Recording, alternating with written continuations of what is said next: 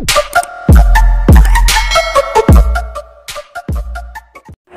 mga master! Welcome back again to our channel. Panibagong araw, panibagong kabanata na naman ang pagsamasamayin natin ngayong araw na ito. At kung bago ka sa ating channel, pali-click ang subscribe button and hit the notification bell para updated kayo sa ating mga susunod na videos. So mga master, bago natin simulan ang ating kabanata ngayong araw na ito, huwag po sana natin skip yung ads mga master no, dahil malaking bagay na po yan sa ating munting channel. So simulan na natin kabanata ngayong araw na ito. Let's go! Kabanata 671 hanggang 710. Kabanata 671. Humikab si James. Ang kanyang pagod ay tumagos sa kanyang mga buto.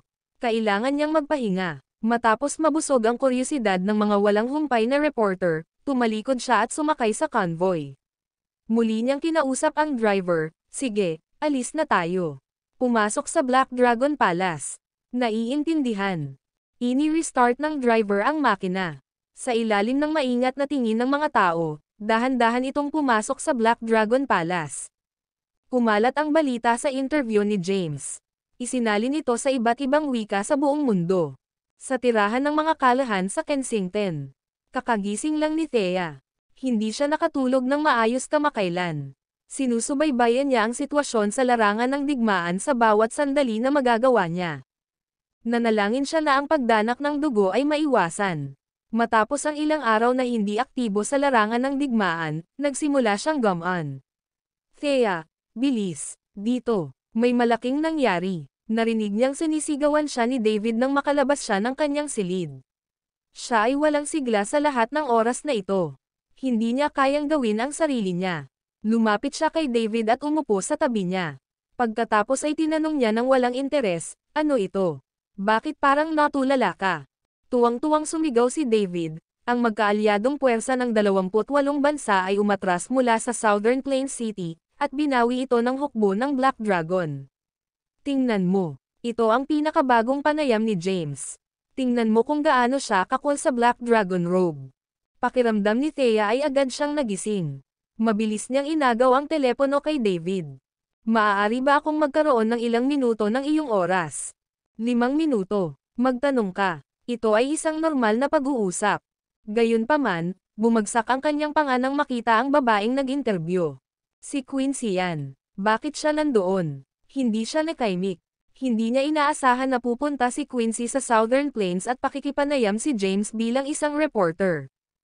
"Thea, tingnan mo ang mga damit ni James. Napakagaling niya." Ang 5-star badge sa kanyang balikat ay kumikinang. Talagang nabubuhay siya hanggang sa kanyang pangalan. Nagawa niyang makalusot sa Southern Plains City, na pinigilan ng isang hukbo ng 3 milyong sundalo, at pinatay ang mga heneral ng 28 bansa. Ang kanyang mga kabayanihan ay tiyak na mawawala sa kasaysayan. Nag-chit-chat si David na parang unggoy na may dalang saging. Astig. Napakadakila. Si Thea, gayunpaman, nawala sa kanyang pag-iisip. Siya ay napako sa isang pag-iisip. Nagkasama na ba silang dalawa? Naalala niya ang mga nangyari bago niya hiwalayan si James. Nakita niya sa sarili niyang mga mata sina Quincy at James na nakikipag-usap sa opisina sa Majestic Corporation. Kung naroon siya sa ibang pagkakataon, mas dadalhin pa nila ito. Naalala ito, ang kanyang mga mata ay puno ng luha. "Sabi mo mahal mo ako at inaalagaan mo ako, sinungaling ka. Niloloko mo siya all this while. Natuwa ka siguro na hiniwalayan kita." Napahikbi siya. "Thea, ano bang pinagbubulungan mo?" Wala. Pinunasan ni Thea ang mga luha niya. Pagkatapos, tumayo siya at tumakbo pabalik sa kwarto niya. Sa kanyang silid, inilabas niya ang kanyang telepono at muling pinanood ang panayam ni James. Nakatutok ang mga mata niya kay James na nakasuot ng Black Dragon na robe. Napakagwapo niya. Na-infatuated si Thea sa kanya. Hindi niya akalain na gwapong lalaki si James. Ngayon, iba ang mga bagay. Naglabas siya ng masculine aura. Bawat kilos nito ay tila mas lalo siyang nahuhulog sa kanya. Gayunpaman, alam niyang nawala siya ng tuluyan. Wala nang posibilidad na makasama siya muli. Kasabay nito, sa mansyon ng emperador sa kabisera. Nagalit ang emperador. Walang kwentang basura. Lahat sila. Naghabulan siya sa kwarto. Binalaan niya si Floyd na maging mapagbantay. Gayunpaman, Hindi pinansin ng lalaki ang kanyang mga babala. Paano niya nagawang makalusot sa isang lungsod na protektado ng 3 milyong malakas na hukbo at naalis ang lahat ng mga general? Lahat ba sila basura? Ang video na ito ay edited by Urban Storytelling. Kabanata 672. Galit na galit ang emperador.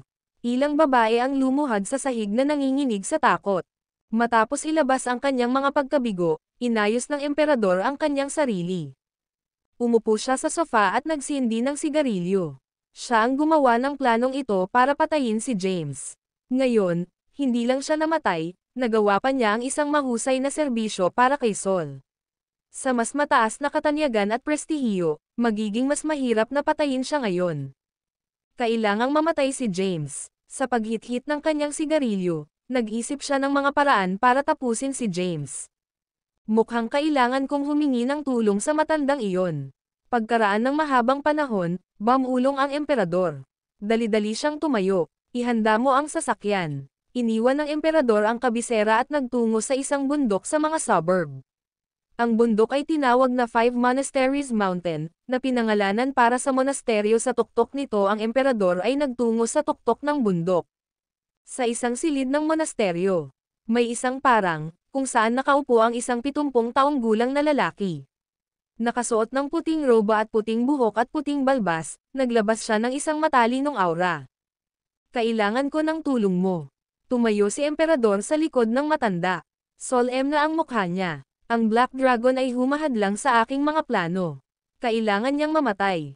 Dahan-daang iminulat ng matanda ang kanyang mga mata. Walang emosyon ang mga mata niya na para bang wala na siyang buhay. Tumayo ang matandang lalaki at sinabing, ang Black Dragon ay lubos na sinanay sa martial arts. Ang kanyang lakas ay walang kapantay. Walang sino mang maaaring pumatay sa kanya. Gayunpaman, lahat ng lalaki ay may kasamang Akilis. Sa kanyang kaso, ito ay si Thea Callahan. Pwede na tayong magsimula sa kanya. Tumango ang Emperor. Ipauwi ko na sa iyo iyan. Hindi ko matuloy ang mga plano ko hanggat nabubuhay pa si James. Kung ipagpatuloy pa ng mga nakatataas ang mga bagay at matutuklasan ang ating pagkakasangkot, tapos na ang lahat para sa ating dalawa. Iniwan ang pananalitang ito, tumalikod kay Emperador upang umalis. Bago umalis, mabilis niyang idinagdag. Tapusin mo siya sa lalong madaling panahon. Maaari ko bang simulan ang pagbuo ng aking plano kapag siya ay patay na? Tumingin ang matanda kay Emperor at ngumisi. Bakit kailangan mong gumawa ng ganitong detalyadong pakana para lang pumatay ng tao? Ang magkaalyadong puwersa ng 28 bansa, ha? Ikaw. Ng isang impyerno ng isang imahinasyon. Tandaan mo, huwag mo akong idamay dito. Kung may mangyari sa akin, walang magsasakatuparan ng plano. Umalis ang emperador. Huwag kang mag-alala. Nang marinig ito, nakaramdam ng kagaanan ang emperador, nagtungo siya sa Grand Hall para magbigay galang bago umalis. Samantala, ang matanda ay nagbalat kayo bilang isang ordinaryong tao at umalis sa monasteryo. Pagkatapos ay tumungo siya sa Kensington. Isang layunin lang ang nasa isip niya, at iyon ay ang kunin ni Thea Callahan na bihag at gamitin siya laban kay James. Kahit na siya ay matatagpuan sa tuktok ng Five Monasteries Mountain, alam niya ang sitwasyon sa labas ng mundo. Mula sa pagbibitiw ni James upang bumalik sa Kensington, ang kanyang salungatan sa The Great Four, at ang kanyang relasyon kay Thea, alam ng matanda ang lahat ng ito. Alam din niyang si Thea ang takong ni Achilles ni James. Kahit hiwalay na sila, wala nang magagawa si James kundi sumunod sa mga hinihingi niya kung mabibihag niya si Thea. Sa pag-alis niyan, ang pagpatay kay James ay isang piraso ng cake.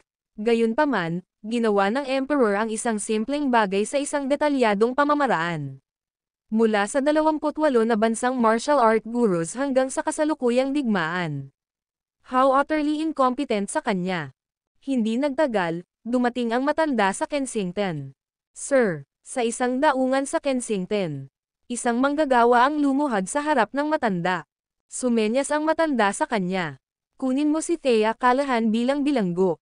Naiintindihan. Huwag akitin ang hindi atensyon.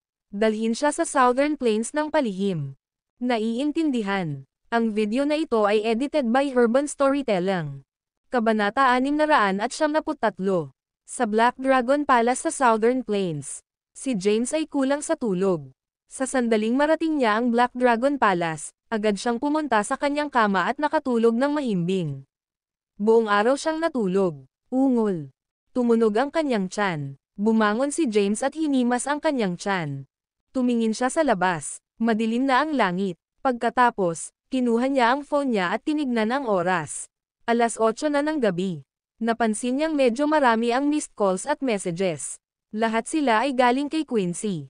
Kumunat ang noo niya at mamulong, anong balak ng babaeng ito?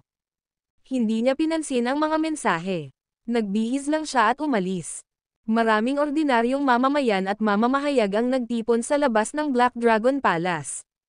Ang ilan ay may hawak na mga bouquet, habang ang iba ay may hawak na mga banner sa taas. Maraming mga kumpleto na armadong sundalo ang nagbantay sa pasukan ng Black Dragon Palace. Nakatalikod sila, naroon sila para bantayan ang karamihan. Ang pinakamalaking pag-aalala ni James ay ang mga taong nagdudulot ng kaguluhan tungkol sa kanya. Matapos masilip ang karamihan ay agad siyang tumalikod. Black Dragon, Dragon General, huwag kang umalis. Nang makita si James, natuwa ang mga tao. Dito, James. Isang babaeng naka-red dress ang kumakaway kay James. Gusto niyang pumasok sa palasyo ngunit pinigilan siya ng mga gwardya. James, ako ito, Quincy. Dito, kumaway si Quincy habang sumisigaw, gayunpaman, ang kanyang pagsigaw ay nalunod sa hirit ng mga ingay mula sa karamihan. Mahal kita, Dragon General. Gusto kong makuha ang iyong mga anak. Sumisigaw sila ng tame time. Hindi sila pinansin ni James. Pumasok siya sa Black Dragon Palace at umupo sa sala. Pagkatapos, inilabas niya ang kanyang telepono, ikuha mo ako ng makakain.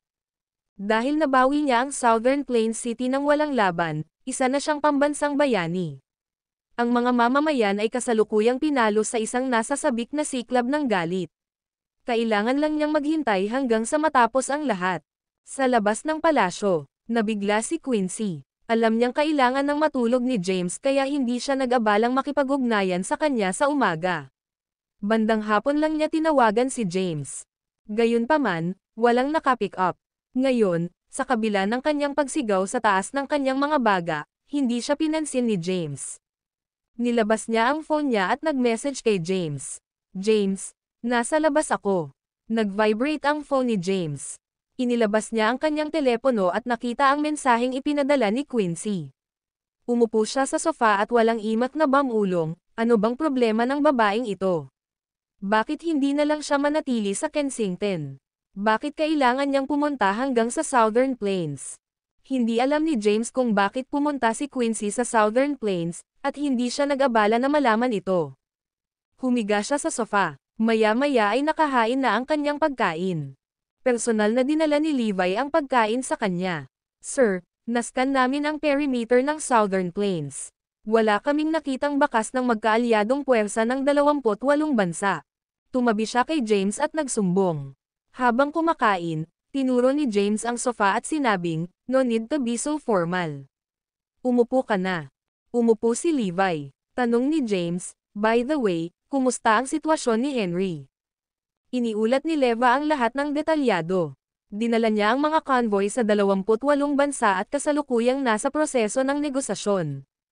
Ang internasyonal na komunidad ay binibigyang pansin ito, at ang buong proseso ay na-broadcast ng live. Sa negotiating table, ang mga kinatawan ng 28 bansa ay nawalan ng salita nang harapin ang mahusay na argumento ng Black Shadow General. Nakangisi si James. Alam kong siya ang tamang tao para dito. Ituro sa kanya na pilitin ang 28 bansa. Kung hindi sila sumunod sa pagbibigay ng kanilang teritoryo, ang hukbo ng Black Dragon ay sisirain sila sa lupa. Naiintindihan. Tumanggo si Levi. Siya nga pala, sumulat ng aplikasyon at ipadala ito sa kabisera. Iniling-iling ni Levi ang kanyang ulo. Anong application? Sinabi ni James, ang mga asasin ay gumanap ng mahalagang papel sa pagpaslang sa mga heneral ng 28 bansa at ang muling pagkuha sa Southern Plains City. Nagpaplano akong magsulat ng aplikasyon para formal na hilingin sa mga nakatataas na bigyan silang lahat ng posisyon. Naiintindihan. Tumanggo si Levi. Ang video na ito ay edited by Urban Storytelling. Kabanata 674. Maya-maya ay natapos na rin kumain si James. Pinunasan niya ang labi niya. Sige, malaya ka nang umalis. Tawagan ang mga asasin dito. Sige. Mabilis na niligpit ni Levi ang mga pinagkainan. After that, umalis na siya. Maya-maya, nandito na si May at ang iba pa. Looking at the assassins before him, James said, "We can drop the formalities, guys. Umupo ka na." Nang marinig nila ito, umupo sila sa kanilang mga upuan. Nang harapin nila si James pabalik sa Kensington, hindi sila nakaramdam ng pananakot sa kanya. Ngayon, nakaharap sa kanya bilang Black Dragon sa kanyang Black Dragon robe, nakakaramdam sila ng hindi maipaliwanag na pressure. Ito ay suffocating. Napatingin si James sa kanila. Nakatulong kayo sa pagpaslang sa mga general ng kaaway. Sumulat ako ng aplikasyon sa mga nakatataas na humihiling na mabigyan ka ng posisyon. Kapag pumayag na sila, magiging Deputy Commander ka ng Black Dragon Army, ang elite ng elite. Ito ay isang mataas na posisyon. Ito ay patunay na kinilala ni James ang kanilang mga kakayahan. The assassins were over the moon sa balita. Salamat, James. Maraming salamat. Kinawayan sila ni James. Huwag mo akong tawaging ganyan. Simula ngayon, subordinate ko na kayo. Tawagan mo ako bilang general ng Dragon. Affirmative. Sabay-sabay na umalangaw-ngaw ang mga boses nila. Napatingin si James sa kanila. Sila ay lubos na sinanay na mga asasin na may mahusay na pisikal na katangian. Pagkatapos ng maikling pagmumuni-muni, sinabi niya, "Opisyal kang magiging Elite 8, ang mga piling lihim na ahente ng hukbo ng Black Dragon na sumasagot lamang sa akin." Magaling iyan. Nagliwanag ang mga mukha nila. Ang Elite 8. Anong marilag na pamagat? Napangiti si James. Little sis, wala nang little sis simula ngayon. Nang marinig niyang binanggit siya ni James, agad siyang tumayo. Medyo ordinarily ang suot niya ngayon. Nakasuot siya ng itim na damit imbes na student uniform. Ang kanyang mahabang itim na buhok at ang kanyang dalisay at inosenteng hitsura ay pinabulaanan ang katotohanan na siya ay isang cold-blooded assassin. Patuloy ni James, "Bibigyan kita ng titulo. Ano ang tunog ng Phoenix Dragon?" Matamang tumango si Little Sis, "Salamat, sir." Tumingin si James kay Wanderer at sinabing, "Kumusta ang tunog ng Wave Dragon?" Napangiti ng awkward si Wanderer, napakaluma ng pangalan, ngunit dahil ang Dragon General ang personal na nagbigay sa akin ng titulong ito, itatago ko ito. Midnight Wind, ikaw na ang Midnight Dragon mula ngayon. Savage, ikaw ang magiging Barbarian Dragon. Grim Reaper, ikaw ang magiging Immortal Dragon. May, dahil tinawag kang May Argentem, ikaw ang magiging Argentem Dragon. Scorpion, ikaw ang magiging Scorpion Dragon. Death Dance, ikaw ang magiging Dance Dragon. Tinitigan sila ni James at binigyan sila ng kani-kanilang titulo. Huwag mag-atubiling ipahayag ang iyong opinyon kung hindi mo mahanap ang iyong pamagat na kasiya siya. Wala kaming pagtutol. Sabay nilang sabi, "Salamat sa pagbibigay sa amin ng titulo." Tumayo si James at sinabing may malungkot na ekspresyon. "Mula ngayon, ikaw ang magiging Elite 8 Nanograms Black Dragon Army, ang pinaka-elite sa ating mga puwersa. Ang Southern Plains ay nangangailangan ng iyong proteksyon. Ito ay isang malaking responsibilidad na dapat mong baliketin. Naiintindihan mo ba?" Mataimtim na sabi ni James. Kumukulo ang kanilang dugo. Hindi nila inaasahan na sila ay magiging Elite 8 Nanograms Black Dragon Army, na may tungkuling protektahan ang mga hangganan ng Sol.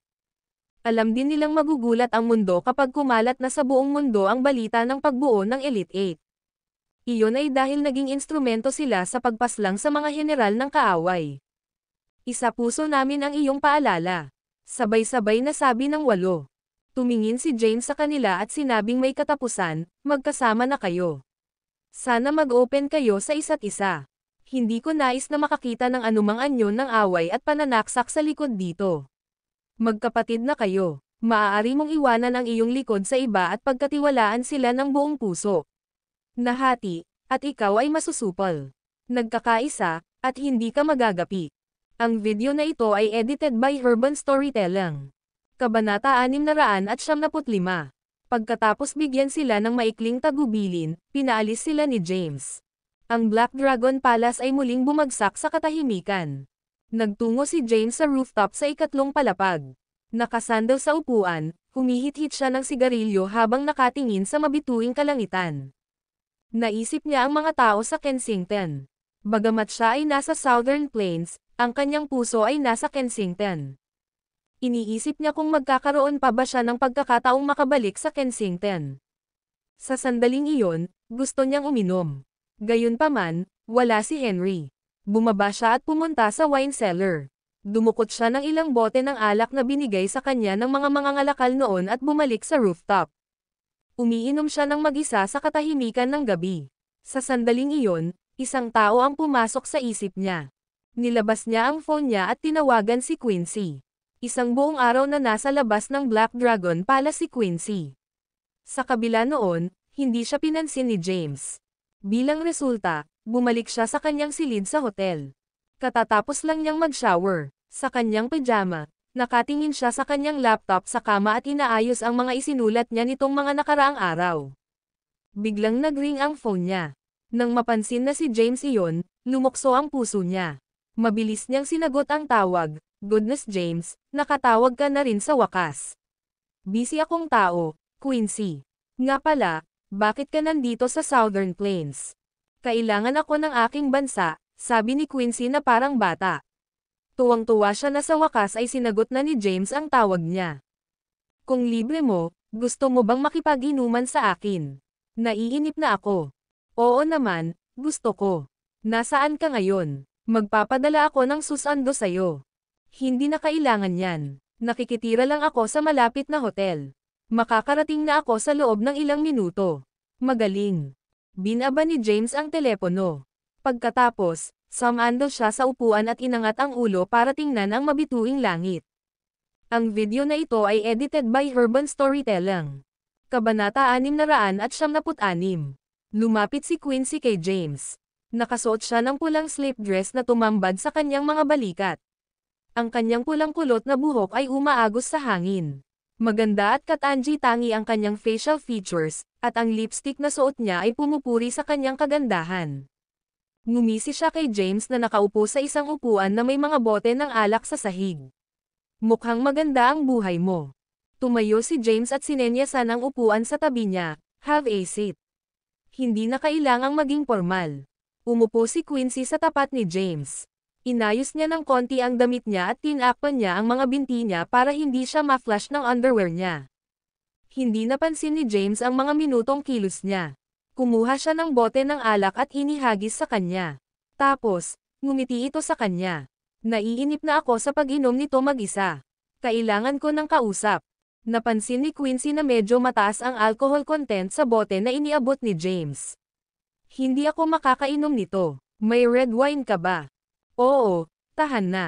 Kukuha ako. Tumayo si James at pumunta sa wine cellar para kumuha ng ilang bote ng red wine. Binigyan niya si Quincy ng isang bote. Samantala, binuksan niya ang isang bote ng white wine at napalunok ng isang malaking lagok. Pagkatapos, tinanong niya siya, hindi ka ba masaya sa Kensington? Bakit ka pumunta dito sa Southern Plains? Ito ay isang magulong lugar. Hindi ka ba natatakot sa panganib? Well, nandito ka. Ngumisi naman si Quincy sa kanya. Napatigil si James sa sinabi niya. Sinubukan niyang pagtawanan ito. Di bale, huwag na nating pag-usapan ito. Cheers. Binuksan ni Quincy ang bote ng red wine. Nag-inuman ang dalawa sa rooftop. Sa huli, naupo sila sa sahig habang nakatalikod sa isa't isa. James, alam kong alam mo kung bakit ako pumunta dito. Nagpapanggap ka lang na ignorante. Kailangan kong sumama, kahit na alam ko na kung ano ang nararamdaman mo para sa akin. Ayokong magsisi. Namula ang pisngi ni Quincy dahil sa alak. Bagamat marami ring nainom si James, nanatili siyang matino. Walang sinabi si James bilang tugon sa kanyang mga nakakalokong salita. Hindi kita sinisisi. Quincy continued, kahit hiwalay na kayo ni Thea, alam kong may puwang pa rin siya sa puso mo. Naiinggit talaga ako sa kanya. Kung maaari, sana ako na lang ang nagligtas sa iyo sa apoy 10 taon na ang nakararaan. Sana ako na lang ang pumangit imbes na siya. Lasing ka na, malumanay na itinuro ni James. Tumayo siya. Sa sandaling tumayo siya, si Quincy na ngayon ay walang masasandalan, bumagsak sa sahig. Mabilis siyang hinawakan ni James para pigilan siyang mahulog. Tinulungan siyang tumayo ni James. Gayunpaman, siya ay hindi matatag sa kanyang mga paa. Alam mo ba, 10 taon akong naghintay para sa iyo. Naniniwala ako na buhay ka pa. Si Quincy ay suminop. Hindi ko akalain na ikasal ka ni Thea makalipas ang 10 taon. Alam mo ba kung gaano kahirap ang naramdaman ko pagkatapos kong marinig ito? Nadurog ang puso ko nang makita kang kasama siya.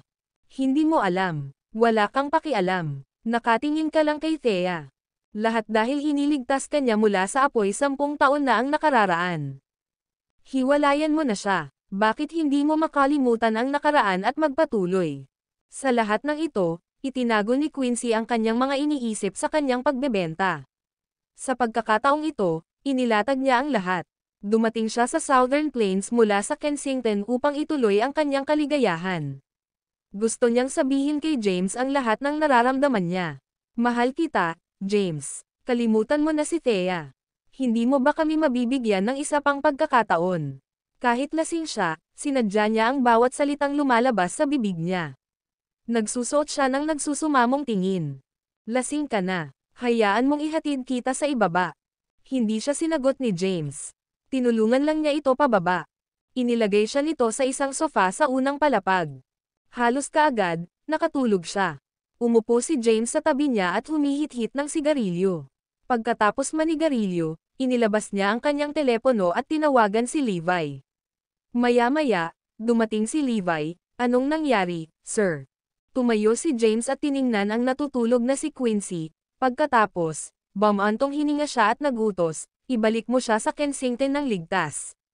Sinulyapan ni Levi si Quincy at marahang tumango, naiintindihan. Titingnan ko kaagad. Ang video na ito ay edited by Urban Storytelling. Kabanata 677. Si Quincy ay lasing at nawalan ng malay. Hindi niya alam kung gaano siya katagal nakatulog. Dahan-dahan siyang bumangon at hinimas ang kanyang mga temps.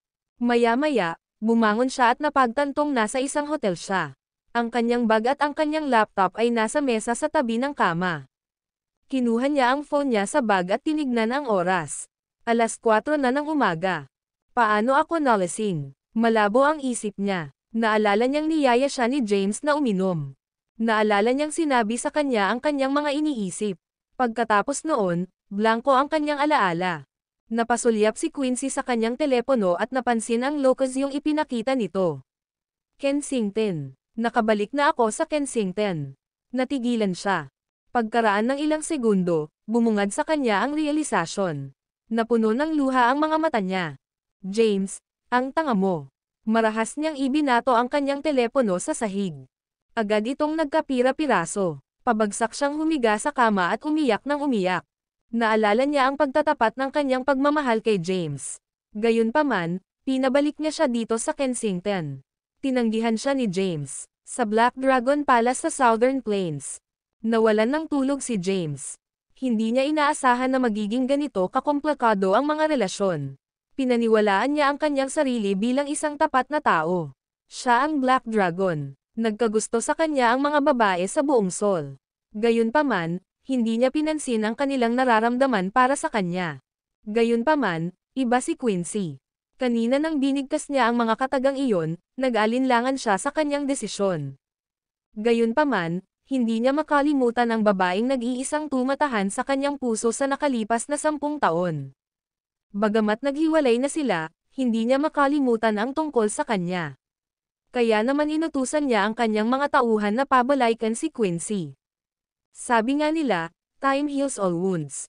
Sa paglipas ng panahon, umaasa siyang makakalimutan niya ang lahat tungkol kay Thea, ang babaeng nag-iwan ng marka sa kanyang puso. Sir, naibalik namin siya ng ligtas sa isang hotel. Nagsumbong sa kanya si Levi. Pinaalis siya ni James. Nakuha ko. Magpahinga ka na. Naiintindihan. Tumango si Levi at tumalikod na para umalis. Samantala, nakahiga si James sa sofa at nakatitig sa kisame. Nawala siya sa pagmumuni-muni. Lumipas ang gabi ng tahimik. Kinabukasan, si Seoul at ang iba pang bahagi ng mundo ay nadala ng bagyo sa balita noong umagang iyon. Pinangunahan ng Black Shadow General ng Southern Plains ang isang pangkat ng mga sugo sa Ishkay-Bar upang makipag-ayos sa mga pinuno ng estado ng 28 bansa. Sa pamamagitan ng serye ng walang humpay na panggigipit at blackmail, nagpa siya ang 28 bansa na ibigay ang 5 lungsod kay Sol. Nang marinig ang balitang ito, nagulat ang mundo. Naghiyawan ang lahat sa Sol. Mabuhay ang Dragon General. Sino sila sa palagay ng 28 bansa? Invading Sol. Siguradong pagod na silang mabuhay. Napakagaling ng Black Shadow General. Mahal ko siya. Naghiyawan ang mga Solin. Ipinagdiriwang din ng mga netizen ang balita. Samantala, bumalik na si Henry. Ang isang helicopter ay dahan-daang lumapag sa isang rehiyon ng militar, marami ang natipon doon. Sa pangunguna nito ay si James sa kanyang Black Dragon robe. Sa likod niya ay ang Elite 8 at maraming general at tenyente ng hukbo ng Black Dragon. Lumapag ang helicopter. Ang video na ito ay edited by Urban Storytelling. Kabanata 678. Bumabal ng helicopter si Henry sa kanyang uniforme ng militar.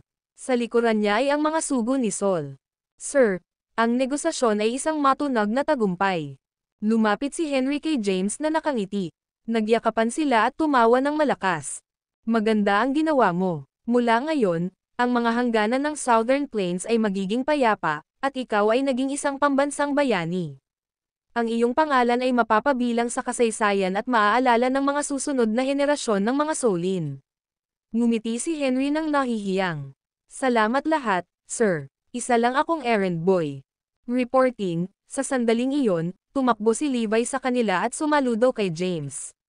Kinilala siya ni James. Anong mali? Tuwang-tuwa si Levi, nabalitaan ko mula sa kabisera na ang Supreme Commander at Hari ng Sol ay papunta dito sa Southern Plains para bigyan ka ng titulo. Napakamot sa ilong si James. Isa na ako sa 5 Commanders-in-Chief. Anong title pa ang natitira? Nagmamalaki si Henry. Congratulations, sir. Sige na, stop kissing my asterisk S.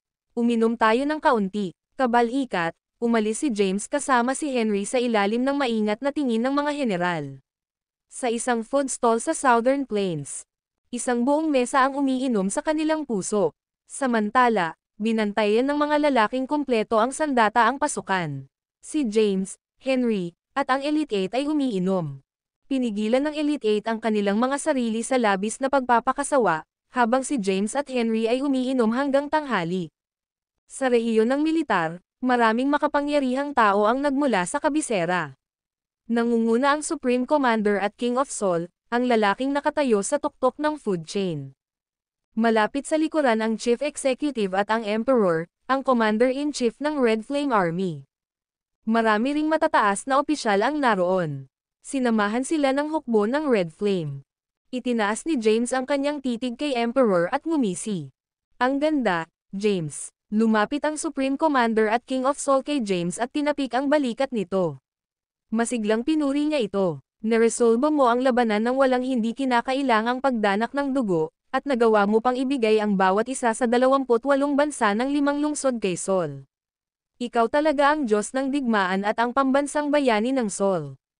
Napangiti si James. Total, tungkulin ko naman. Lumingon ang Supreme Commander at hinarap ang kanyang mga tauhan. Ibigay sa kanya ang titulo. Pagkatapos, agad siyang naglabas ng pulang dokumento at binasa ito ng malakas. Ang Black Dragon ay gumanap ng may pambihirang katapangan sa panahon ng labanan na nakasentro sa Southern Plains City. Hindi lamang niya pinatay ang mga general ng 28 bansa at pinilit silang umatras, nagpadala pa siya ng mga sugo upang makipag-ayos sa 28 bansa at pinilit silang ibigay ang kanilang teritoryo. Ang kanyang karapat-dapat na paglilingkod kay Sol ay mananatili magpakailanman sa kasaysayan. Ipagkakaloob na sa kanya ang titulo ng Dragon King, isang 10-star rank general. Nang marinig ito, namula ang panga ni James. 10-star rank general. Akala ko ang pinakamataas na maaari nating puntahan ay isang 5-star. Sigurado ka bang hindi namin nilalabag ang internasyonal na pamantayan? At saka, ano ang isang Dragon King? Ang Supreme Commander ay binigyan siya ng isang nakakaalam na ngiti. Ito ay isang exception. Natatakot ako na ikaw ang isa at tanging 10-star general ng Sol sa buong kasaysayan nito. Wala nang isa pang 10-star Commander-in-Chief kailanman. Para naman sa Dragon King. Maraming benepisyo ang nakalakip sa titulo. Oh, ganoon ba? Ano ang makukuha ko? Paliwanag ng Supreme Commander, ibinigay namin sa iyo ang titulo pagkatapos ng mahabang talakayan. Kami ay nagkakaisa na sumasang-ayon na ang mga teritoryong binitawan ng 28 bansa ay sasailalim sa iyong jurisdiction. Naiintindihan mo ba ako? Hindi mahanap ni James ang mga salitang kailangan niyang sagutin ng magkakaugnay. Hindi ba ito katulad ng pagiging hari ng sariling bansa? Nagpatuloy ang sekretarya. Bukod pa riyan, kinikilala namin ang serbisyo ng mga taong gumanap ng mahalagang papel sa pagpaslang sa 28 general ng bansa. Bibigyan natin ngayon ang Elite 8 nanograms 1-star na ranggo ng militar. Direkta kang sisigat sa Dragon King. Nang marinig ito, natuwa ang Elite 8. Pagkatapos bigkasan ang dokumento, lumapit ang sekretarya kay James at masayang iniabot ang dokumento. Congratulations, James. Ikaw ang unang nabigyan ng titulong hari sa kasaysayan ng Sol. Kinuha ni James ang dokumento at ibinalik ang kanyang ngiti. Salamat. Marami ang nagpaabot ng kanilang pagbati. Nagpasalamat si James sa kanilang lahat. Congratulations, James. Lumapit sa kanya ang Emperor habang nakangiti. Sinulyapan siya ni James at sinabing, hindi ko ito magagawa kung wala ka. Haha, sabay-sabay silang nagtawanan. Matapos igawad ang titulo, umalis ang Supreme Commander. Ganon din ang iba pang kasama niya. Nang umalis ang mga makapangyarihang tao mula sa kabisera, ang rehiyon ng militar ay sumabog sa malakas at maingay na pagpalakpak. Dragon King, Dragon King, lahat sila ay mapusok na umawit. Ang video na ito ay edited by Urban Storytelling. Kabanata 699. Ang pagkakaloob ng titulo ay hindi isiniwalat sa publiko. Iilan lang ang nakakaalam sa pangyayari.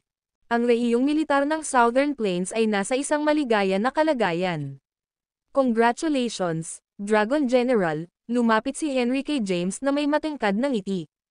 Hindi, teka, dapat siya na ang Dragon King ngayon. Okay, naiintindihan ko. Tigilan mo na ang pag-mute sa akin. Sinenyasan siya ni James na huminto. Wala siyang pakialam sa mga titulong ito. Lumapit si Levi sa kanya at nagtanong, ano ang gagawin natin sa 140 lungsod na ibinigay ng 28 bansa? Hinimas ni James ang kanyang mga templo. Ito ay isang mahirap na tanong. Tumawag para sa isang komperensya. Tumayo si James at tinungo ang conference room. Sa silid ng komperensya sa punong tanggapan ng rehiyon ng militar. Nagtipon ang Elite 8 at ang mga general ng Black Dragon Army. Umupo si James sa pinakaharap. Inilabas ni Levi ang isang dokumento at binasa ng malakas, ang bawat isa sa 28 bansa ay nagbigay ng 5 lungsod kay Sol. Kahit na ang mga ito ay maliit sa laki, ang pinagsamang lugar ng mga teritoryo ay napakalaking. Ayon sa aming impormasyon, mayroong kabuoang 300 etnisidad at isang pinagsamang populasyon na 100 milyon ang ipinamamahagi sa mga lungsod. Pinagtuunan ng pansin ni James. Ang 140 lungsod ay pinagsama ni Sol. Ang mga tao ay mga Solin na ngayon. Natapos na basahin ni Levi ang dokumento. Nakangiting sabi ni Henry, ikaw na ngayon ang Dragon King. Hindi lang iyon, sinabi ng mga nakatataas na ikaw ang mamamahala sa mga bagong nakuhang teritoryo. Anong plano mo ngayon? Si James ay nasa kawalan. Wala akong alam tungkol sa pagtatayo ng estado o pampublikong administrasyon. Pagkatapos ng maikling pagmumuni-muni, iniutos niya, Henry, ikaw na ang bahala sa pangangasiwa sa pampublikong administrasyon ng mga lungsod. Tandaan na patahimikin ang mga tao. Ipaalam sa kanila na ang pagiging Solin ay isang malaking karangalan. Naiintindihan. Tiniyak ni Henry, ipinapangako ko na titiyakin ko ito. Nagpakawala siya ng isang masiglang chop. Sir, medyo malawak ang pinagsamang teritoryo ng 140 lungsod. Bukod dito, ang mga bansang nasa hangganan ng Southern Plains ay gumagawa ng mga iron ores at mineral. Ang lahat ng ito ay sa iyo na ngayon. Ikaw ang pinakamayamang tao sa buong mundo. Ngumiti si James nang nakakaloko. Ano ang silbi ng lahat ng perang ito? Ang mga ito ay isang grupo lamang ng mga numero. Gayunpaman, narinig ko ang iyong mga salita, may naisip lang ako. Ano kaya iyon? Napangiti si James nang may kumpiyansa. Sabi mo, Sagana ang likas na yaman sa mga bagong nakuhang teritoryo. Gayunpaman, dahil sa patuloy na pakikidigma, ang mga mapagkukunan ay hindi maaaring mamina ng maayos. Sa tingin ko maaari na tayong magsimula. Sinisimula ng mga operasyon ng pagmimina upang yumaman ang mga mamamayan. Gaano karunong? Itigil mo na ang butlakan. Sa pamamagitan ng paraan, ang pampublikong seguridad sa mga bagong nakuha na lungsod ay masama. Mayroong lahat ng uri ng armadong puwersa, pribadong milisya, at mga mersenaryo na gumagala. Gusto kong ituwid mo ang mga bagay-bagay. Hindi ko na gustong makakita ng anumang kaso ng vigilanteism. Naiintindihan. Gagawin ko ang misyon, sabi ni Henry. Utos ni James, isama mo ang Elite 8. Sila ay lubos na sinanay at makakatulong sa iyong misyon. Nakuha ko. Tumanggaw si Henry. Pagkatapos, tinanong niya, kailangan nating palitan ang pangalan ng mga lungsod, hindi ba? Kailangan din nating muling ayusin ang istruktura ng pamamahala sa pamamagitan ng pagbubuo ng mga bagong lalawigan at pagtatatag ng mga bagong bayan at distrito upang maayos itong pamahalaan. Sa tingin ko dapat nating pagsikapan na gawin itong isang megalopolis. Bagamat imposibleng malampasan ang Kensington, hindi rin ito dapat masyadong malayo. Nagpatuloy si Henry. Kailangan nating magkaroon ng 10 taong plano. Sa loob ng 10 taon, magtatayo tayo ng isang world-class na lungsod. Hindi inaasahan ni James na si Henry ay napakatalino sa politika. Pagkatapos ay tumingin si James sa mga general at nagtanong, ano sa palagay ninyo? Tama ang Black Shadow General. Naniniwala din ako na dapat nating planuhin ito ng maayos. Gayunpaman, para lumaki ang ating prestihiyo, kailangan nating magkaroon ng mga militarisadong paaralan. Dapat nating garrison ang bawat lungsod na may hukbo at magsikap na lumikha ng pinakaligtas na mga lungsod sa mundo. Lahat ay nagbahagi ng kanilang mga opinyon. Ang video na ito ay edited by Urban Storytelling. Kabanata 700. Iginawad ng Hari ng Sol si James ng titulong Dragon King at binigyan siya ng awtoridad na pamahalaan ang mga bagong nakuhang lungsod. Ang bawat isa ay nagbigay ng kanilang sariling mga mungkahi kung paano pinakamahusay na pamahalaan ang mga lungsod. Kung ganoon, kailangan nating magkaroon ng maayos na plano. Gayunpaman, dahil lahat tayo ay mga militar, kaunti lang ang alam natin tungkol dito. Dapat tayong humingi ng tulong mula sa ilang mahuhusay at may kakayahan na mga politiko mula sa loob ng bansa dito upang tulungan tayong pamahalaan ang mga lungsod. Tanong ni Henry, ano ang dapat nating ipanggalan sa ating mga lungsod kung gayon? Ikaw ang Dragon King, ang namamahala sa mga lungsod na ito. Ikaw dapat ang nagpangalan sa kanila. Bumuo ka lang ng mga random na pangalan. Sinubukan siyang paalisin ni James. Wala siyang pakialam sa pagbibigay ng pangalan sa mga lungsod. Nagpumilit si Henry. Hindi mangyayari iyon. Ito ay may makasaysayang kahalagahan.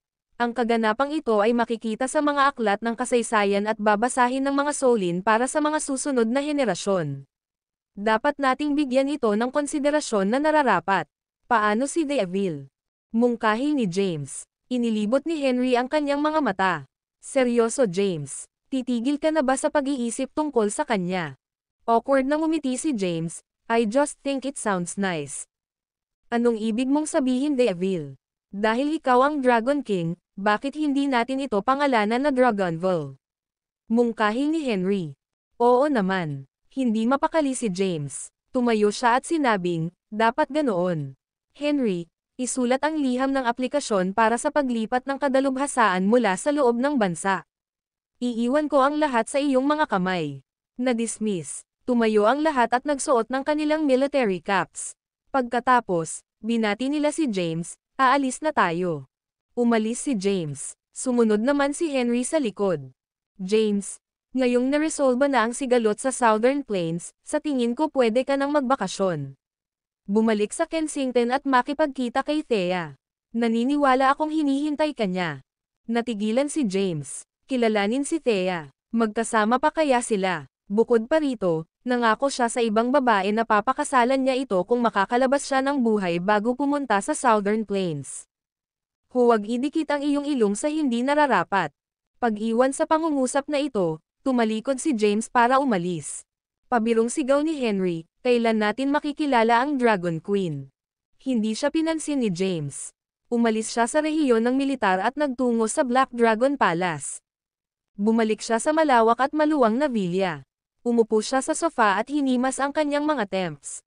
Hindi rin niya alam kung ano ang gagawin. Dapat ba siyang bumalik sa Kensington upang igalang ang kanyang pangako? Nasa dilema lang siya, nag-vibrate ang phone niya. Kinuha niya ang phone niya at nakita niyang unknown number iyon. Akmang tatanggihan na niya ang tawag, naalala niyang hindi gaanong nakakaalam ng numero niya. Marahil ito ay isang taong kakilala niya. Sinagot niya ang telepono. Isang paos na boses ang nagsalita, James the Black Dragon. Congratulations sa pagiging Dragon King. Sino ka? Hindi mahalaga kung sino ako. Pumunta sa Mount Thunderpass kung pinahahalagahan mo ang buhay ni Thea Callahan. Nang marinig ito, agad na bumangon si James. May malalalim na kulubot sa kanyang noo habang siya ay umungol. Kung maglalakas loob ka na maglagay ng daliri sa kanya, lilipulin kita at ang iyong pamilya. Bakit ako? Huwag kang mag-alala. She's perfectly fine, sa ngayon. Hindi ko magagarantiya kung ano ang susunod na mangyayari kung wala ka sa Mount Thunderpass pagsapit ng paglubog ng araw. Pagkatapos, ibinaba na niya ang tawag. Ang video na ito ay edited by Urban Storytelling. Kabanata 701. Nabaluktot sa galit ang mukha ni James, at may lumabas na ugat sa kanyang leeg.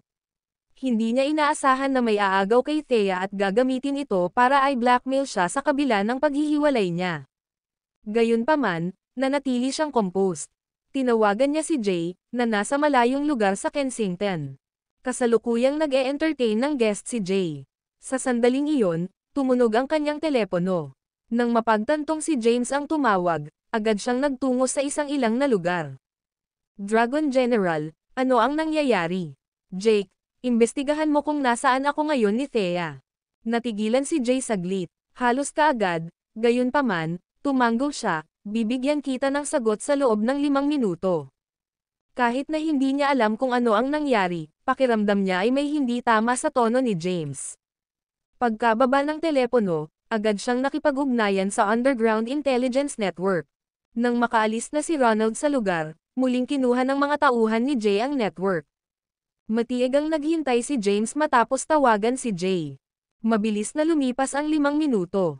Sir, hindi po namin mahanap ang kinaroroonan niya. Parang bigla na lang siyang nawala sa Kensington. Nakuha ko. Ibinaba na ni James ang tawag. Tumayo siya at naglakad palabas ng Black Dragon Palace. Kunin mo ang kotse. Hindi nagtagal, nakahanda na ang isang off-road na sasakyan na may punong tangke ng gasolina. Agad na tinungo ni James ang Southern Plains City. Pagkatapos ay tumungo siya sa Mount Thunderpass. Ang Mount Thunderpass ay orihinal na isang no man's land na nagsilbing hangganan sa pagitan ng iba't ibang bansa. Gayunpaman, pagkatapos nitong isama ng Sol ang mga kalapit na lungsod nito, natural na nasa ilalim ng jurisdiction nito ang Mount Thunderpass.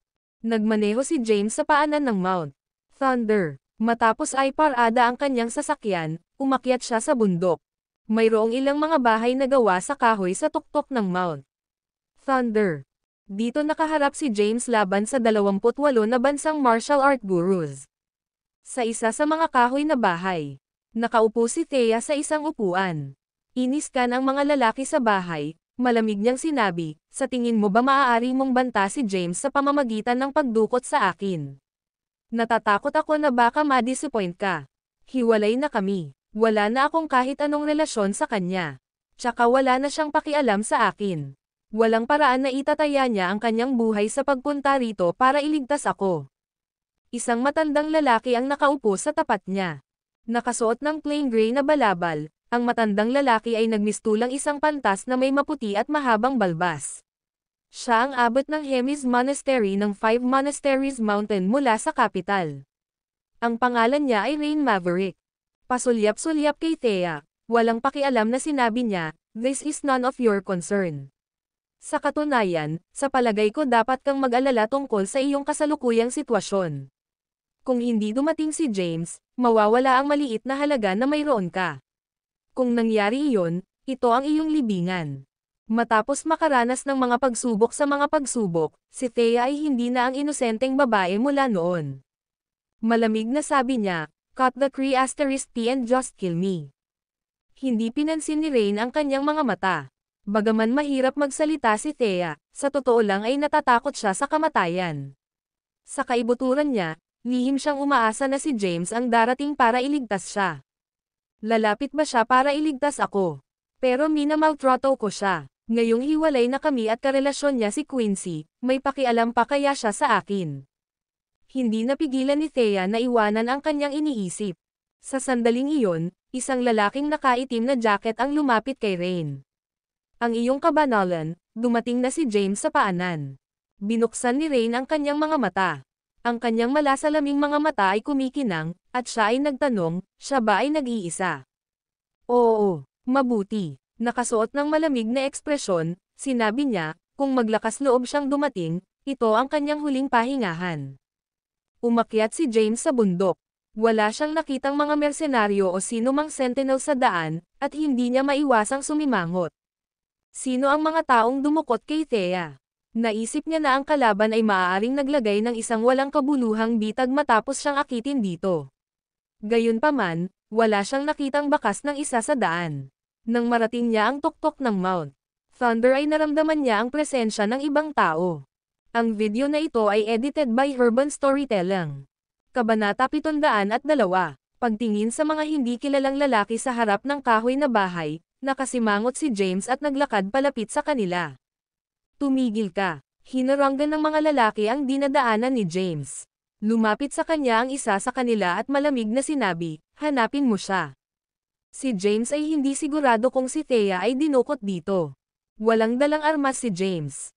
Ang dala lamang niya ay ilang pilak na karayom at ang bakal na alambre na nabuo ng crucifer. Gayunpaman, lahat ng pilak na karayom at maging ang crucifer ay kinumpiska.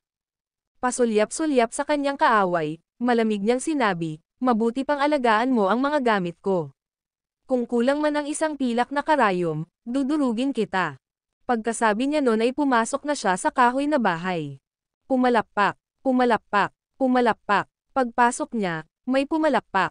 Tumayo ang matandang lalaki habang pumapalakpak at nakangiting sinabing, ang lakas ng loob mong lokohin si James. Hanga talaga ako. Nakita ni James si Thea na nakaupo sa isang upuan. Hindi siya nakagapos, at walang mga palatandaan na siya ay sinaktan. Tinanong niya, are you alright? The moment she saw James, Thea's eyes brimmed with tears. Pagkatapos, damaloy ito sa kanyang pisngi. Akala niya hindi darating si James. Gayunpaman, dumating siya. Sa sandaling iyon, may ilang lalaki na pumasok at itinutok ang kanilang mga baril sa ulo ni James. Napatingin si James sa matandang lalaki. Yan lang ang meron ka. Minamaliit mo ba ako o medyo pinahahalagahan mo ang iyong lakas? Tumawa si Rain at sumulyap kay James. Iyon lang ang kailangan ko para patayin ka. Ano ang punto ng pagdaan sa problema sa pagbalangkas ng mga plano at kung ano pa? Kung tutuusin, hanggat nasa kamay ko si Thea Callahan, susundin mo ang bawat utos ko. Ganun ba? Napangiti si James. Pagkatapos, mabilis siyang kumilos. Agad na bumagsak sa sahig ang mga lalaking nakatutok sa kanya ng baril. Gayunpaman, ang paghahari ay nanatiling binubuo. Umupo lang siya at tahimik na pinanood ang performance ni James. Pumalakpak, pumalakpak, pumalakpak, pumalakpak ulit siya. Tulad ng inaasahan sa Black Dragon. Pagdating sa husay sa labanan, ikaw ay walang kapantay. Tinignan ni James si Rain. Masama ang kutob niya dito. Hindi niya maintindihan kung bakit nanatiling walang takot si Rain. Sa pagkakataong iyon, nagpakawala ng sigaw si Thea. Nahulog siya sa upuan at bumagsak sa sahig na humahagulgol sa sakit. Nagmamadaling lumapit si James sa kanya at tinulungan siyang tumayo. Masakit James, masakit. Hawak-hawak ang kanyang ulo, walang tigil na hinatak ni Thea ang kanyang buhok. Mabilis na hinawakan ni James ang kanyang palso at kinuha ang kanyang palso. Nasa perpektong kalusugan ang katawan ni Thea. Hindi siya nalasan. Si Thea, gayunpaman, ay dumaranas ng matinding sakit. Niyakap ng mahigpit ni James si Thea at sinaman ng tingin si Rain. Anong ginawa mo sa kanya? Nothing much, wika ni Rain na parang totoo. May isang nakakalason na insekto na maingat kung pinalaki sa loob ng 30 taon sa loob ng kanyang katawan. Papasok ito sa utak niya kasunod ng pagdaloy ng dugo. Pagkatapos, Kakainin na lang nito ang kanyang madula unti-unti. In the end, I'm afraid she's just become a simpleton, he said nonchalantly. Bakas sa galit ang mukha ni James. James, tulungan mo ako. Masakit. I don't wanna die. Umalangaw-ngaw sa tenga ni James ang sigaw ni Thea at ang bawat salitang banibitawan nito at humila sa puso niya. Ang video na ito ay edited by Urban Storytelling.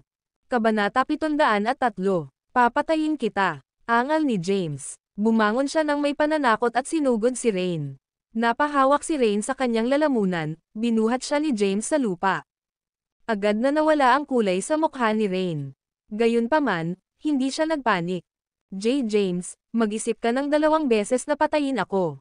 Kapag namatay na ako, magpapatuloy si Thea sa matinding sakit. Bagamat napakahusay mo sa sining ng medisina, isa itong gun na pinalaki ko sa loob ng 30 taon. Walang paraan na maalis mo ito. Mahina ang boses ni Rain.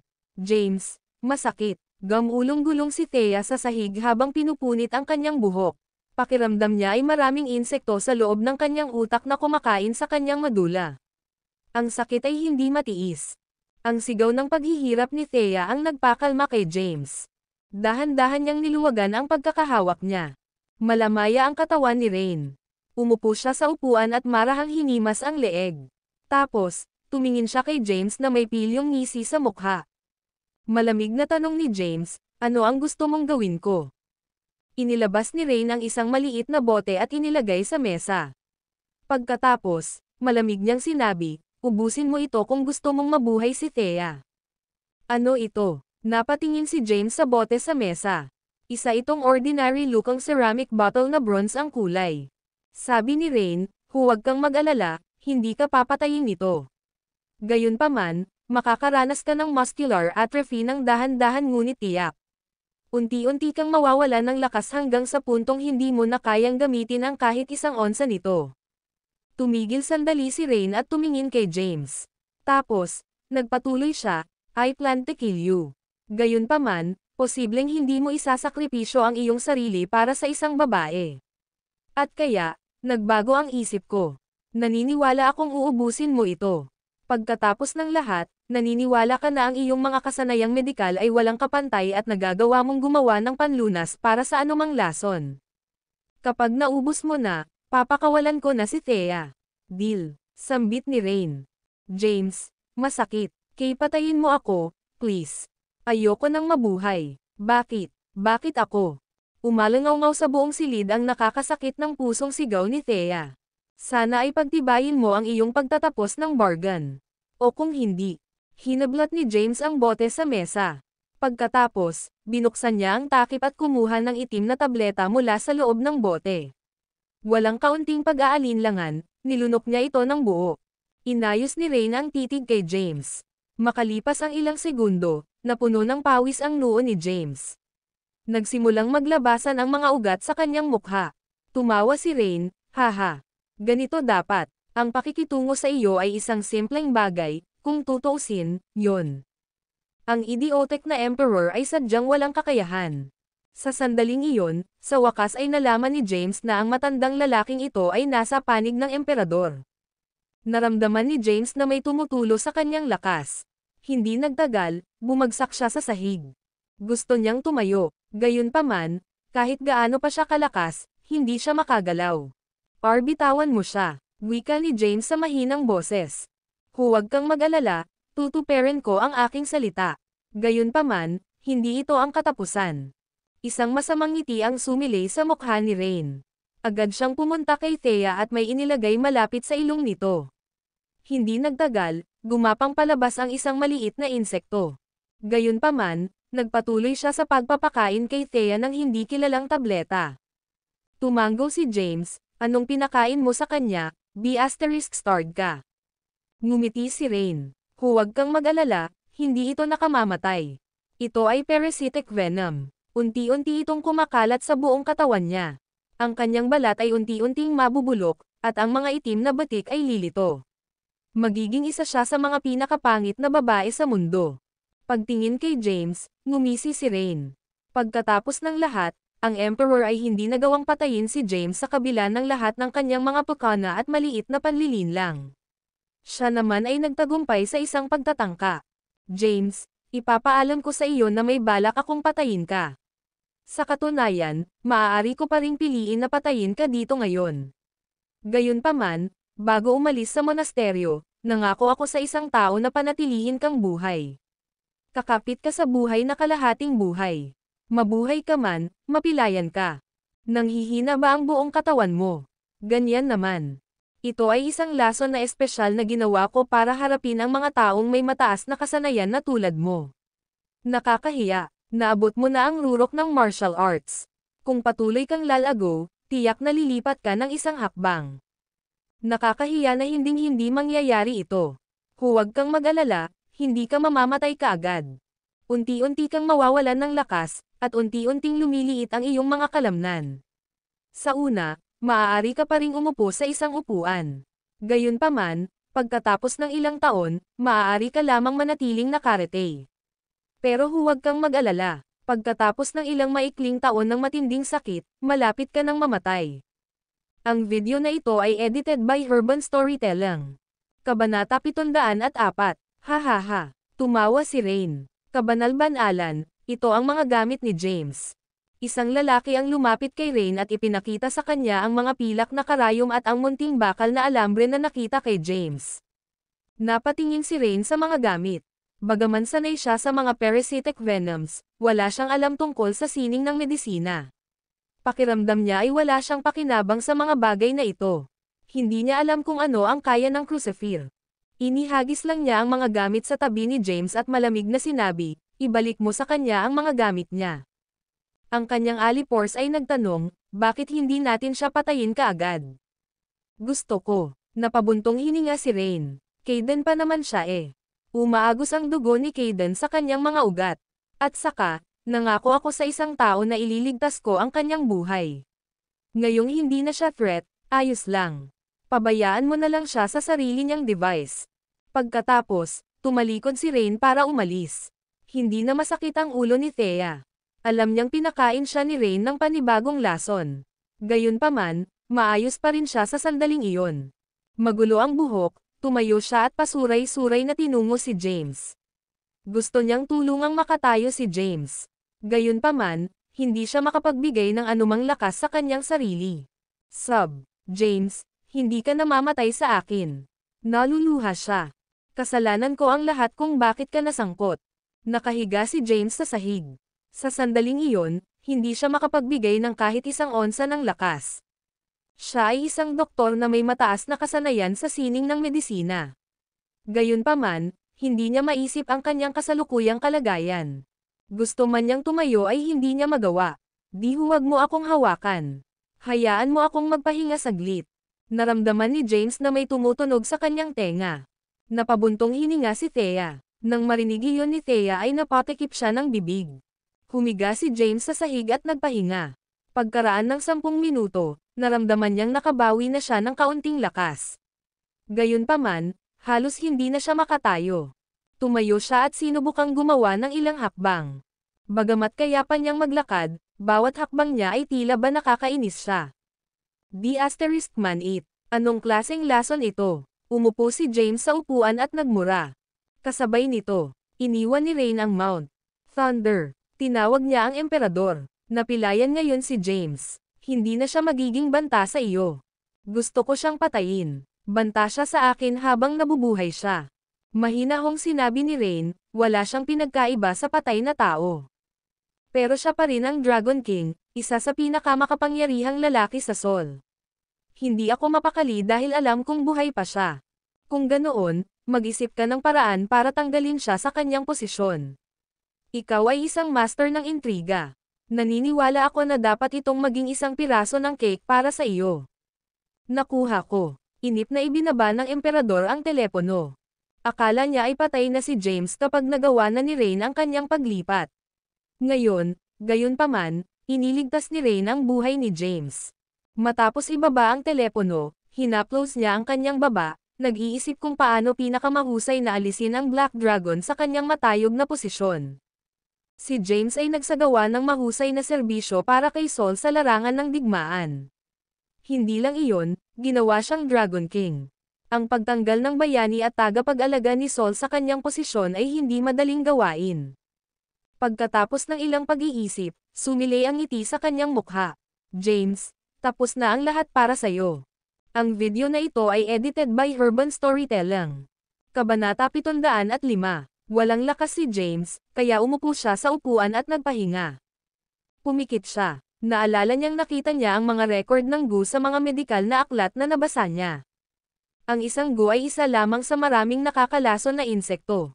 Sa pagkakaalam niya, ang pagpapalaki ng isang GU ay isang mahirap na gawain.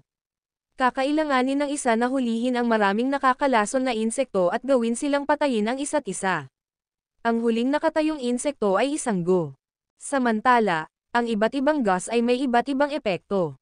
Hindi alam ni James kung anong uri ng GU ang nasa loob ng kanyang katawan. Pagkatapos ng diagnosis, nalaman niyang nasa perpektong kalusugan ang kanyang katawan. Walang anomalya.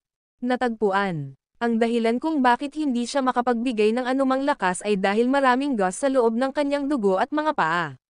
Sa pamamagitan lamang ng pag-alis ng mga ito sa kanyang katawan ay magagawa ng kanyang katawan gumaling. Gayunpaman, saglit lang niyang binasa ang mga dokumento sa mga medikal na aklat na hindi kumpleto.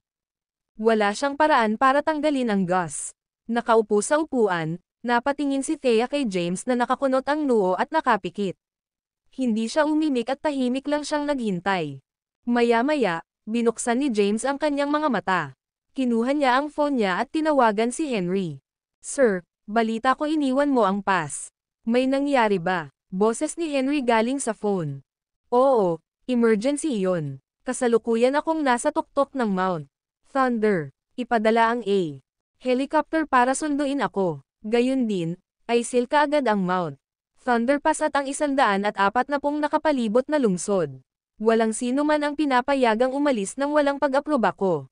Mahina ang boses ni James. Nang marinig ni Henry ang boses ni James, natigilan siya. Alam niyang may nangyaring masama. Titingnan ko kaagad. Pagkababa ng telepono ay agad namang nag-utos si Henry. Bilisan mo, magpadala ka ng helicopter sa tuktok ng Mount Thunder. Gayun din, ibigay ang utos na i-seal ang Southern Plains City at ang 140 lungsod na nakapalibot sa Mount Thunder Pass. Walang sino man ang pinapayagang umalis nang walang pahintulot. Ang sirena ng isang Level 1 battle plan ay umalangaw-ngaw sa buong rehiyon ng militar. Lahat ng mga general ay nasa posisyon kaagad. Inutusan nila ang kanilang mga tauhan na tatakan kaagad ang Southern Plains City at ang 140 lungsod malapit sa Mount Thunder Pass. Kasabay nito, tumungo si Henry sa Mount Thunder Pass sakay ng helicopter. Maya-maya, dumating na siya. Nang mapansin ni Henry ang kalmado sa tuktok ng Mount Thunder, hindi napigilan ni Henry na sumimangot. Anong nangyari dito? Pumasok siya sa kahoy na bahay, nalilito. Pagpasok niya sa bahay, nakita niya sina James at Thea. Gulat na tanong niya, bakit ka nandito, Thea? Agad niyang sinulyapan si James. Nang makitang mapatla ang kanyang mukha, lumapit siya sa kanya at tinanong, ano ang nangyari, Ginoo? Ikaw. Nagtaas ng kamay si James sa sobrang hirap. Wala lang. Tulungan mo ako. Sasabihin ko ang lahat kapag nakabalik na tayo. Naiintindihan. Lumapit si Henry kay James at tinulungan itong tumayo. Halos hindi makatayo si James. Nanghihina at nanghihina, bumagsak na sana siya sa sahig kung hindi lang ay nalalayan ni Henry. Kanya. Sa tulong ni Henry, umalis siya sa kahoy na bahay at tumungo sa helicopter na hindi masyadong kalayuan. Sumunod naman si Thea sa likod. Pagkatapos sumakay sa helicopter, bumalik sila sa Southern Plains City. Sa rehiyon ng militar ng Southern Plains City. Tumawag agad si James ng forensic artist pagdating. Base sa kanyang memorya, sinubukan niyang i-sketch ang mukha ni Rain. Nang makita ang lalong katulad na hitsura sa computer, tumango si James. Siya yon. Mag-issue ng warrant para sa kanyang pag-aresto. Dapat nasa Mount Thunder Pass pa rin siya. Gusto kong mahanap mo siya kahit gaano pa kalaki ang halaga. Umungol si Henry, para saan kayong lahat na nakatayo dyan? Tingnan mo agad. Naiintindihan. Tumayo ang lahat. Sinubukan ni James na tumayo. Ngunit, hindi lamang siya nakaramdam ng panghihina, ngunit naramdaman din niya ang pag-ikot ng kanyang ulo. Tapos, Bumagsak siya sa upuan niya. James, nagmamadaling pumunta si Thea sa kanya. Ang video na ito ay edited by Urban Storytelling. Kabanata 706. Nagtaas ng kamay si James para pigilan si Thea. Sorry. With an apologetic look on her wretched face, si Thea ay humingi ng tawad. I'm sorry. Kasalanan ko ang lahat kung bakit kita idamay. Ibalik siya sa Kensington, Henry. Nahihirapang magsalita si James. Ako. Nang marinig ito, sumigaw si Thea. Her eyes brimming with tears, she looked at James pleadingly. Paano ako aalis kung alam mong nasa ganyang kalagayan ka? Mangyaring hayaan mo akong manatili. Kaya kung alagaan ka. Naipit si Henry sa pagitan ng isang bato at isang matigas na lugar. Napatingin si James kay Thea. Magulo ang buhok ni Thea. Puno ng sariling kalmo ang mukha niya. Bilang karagdagan sa kanyang mga naunang pinsala na hindi pa nakaka-recover, medyo tumingin siya. Nakakatakot. Naduraj ang puso ni James sa nakakaawa niyang ekspresyon. Gayunpaman, wala nang utang si James kay Thea. Ayaw na niyang makipagrelasyon pa sa babaeng ito. Bukod pa rito, bago ang revolusyon, hindi siya maaaring magkaroon ng anumang emosyonal na gusot sa sinumang babae. Kung hindi, sila ay muling gagamitin ng kanyang mga kaaway laban sa kanya. Gawin mo ang sinasabi ko, sabi ni James. Tumingin si Henry kay Thea at nagmakaawa, sumunod ka sa akin, Thea. Pakiusap huwag mo akong pahirapan. Naluluhang nagtanong si Thea, bakit James? Bakit? Bakit mo ginagawa? Ito sa akin. Dahil ba ito kay Quincy? Kailangan ko ng pahinga. Sigaw ni James. Gayunpaman, mahina ang kanyang sigaw. May ilang lalaki ang lumapit sa kanya.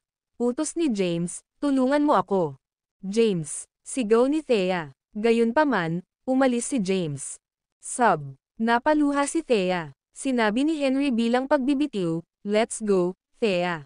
Alam ni Thea, mula sa sandaling natanggap niya ang 10 bilyong dolyar mula kay James. Mula nang hiwalayan niya ito, tuluyan na siyang nawala sa kanya. Akala niya ay may nararamdaman pa rin si James para sa kanya. Gayunpaman, hindi niya inaasahan na magiging ganito si James. Walang puso, tumakbo siya palabas, humihikbi. Sumunod naman si Henry sa likod. Pagkatapos ay personal niyang inayos ang isang pribadong eroplano upang ibalik si Thea sa Kensington. Malapit sa private plane, hindi napigilan ni Henry na magtanong, anong nangyari, Thea? Anong meron kay James? May hindi tama sa kanya. Mukhang nanghihina na siya. Napaiyak na naman si Thea. Tumigil ka sa pag-iyak, pakisabi sa akin. 23. Dinukot nila ako at ginamit para i-blackmail si James. Maluhaluhang ikinwento niya ang sunod-sunod na pangyayari.